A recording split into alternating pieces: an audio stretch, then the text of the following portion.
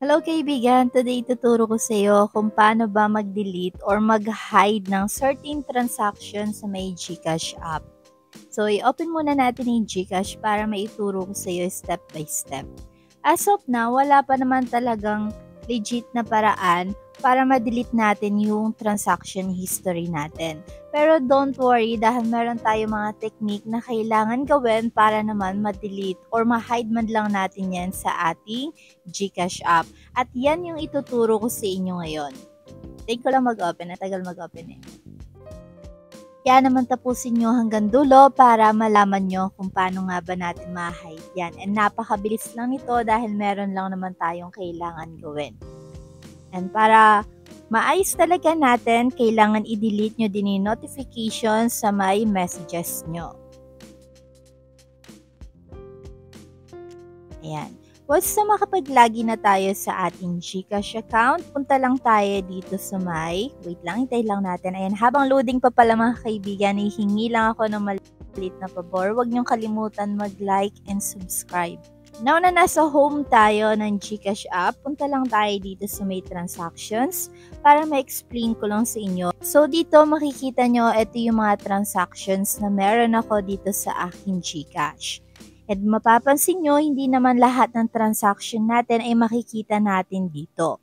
So, ang minimum transaction lang natin na makikita dito ay 15. Okay? So, yung iba depende. Pero meron naman tayong paraan para makita natin lahat ng history natin. Pwede tayo mag-request sa may GCash. And sa ibang tutorial ko yan ituturo. So, for now, for example, ito. Nag-send money tayo. So, ito makikita nyo yung amount dito.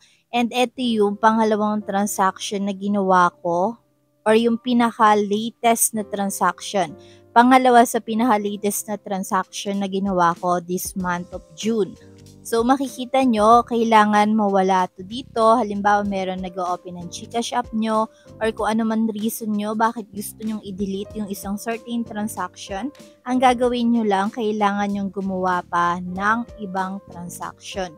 Or kailangan nyo mag-add ng transaction para naman bumaba itong transaction na to hanggang sa mawala na siya dito sa mga listahan ng ating history.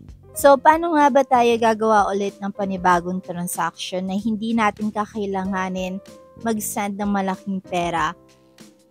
Pwede naman for as low as piso makakapag-send tayo and matatabunan agad natin yan. Ito yung isa sa feature ng GCash na pwede natin gamitin, etong send.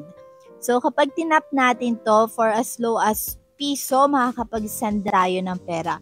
And kapag may nag-open ng GCash nyo, hindi naman siya magtataka bakit nagsisend kayo ng piso. So, dito, ang gagamitin natin, etong Express Send, and napakabilis lang din naman talaga mag-send ng pera gamit to. So, itatype lang natin dito yung mobile number. So, pwede nyo din isend yan sa inyong mobile number mismo, sa ibang mobile number nyo, tapos gamitin nyo pang load. So, piso-piso lang isisend nyo. So, hindi ko na kayo sasampulan, baka makita nyo yung number ng contacts ko dito. So, back na tayo dito.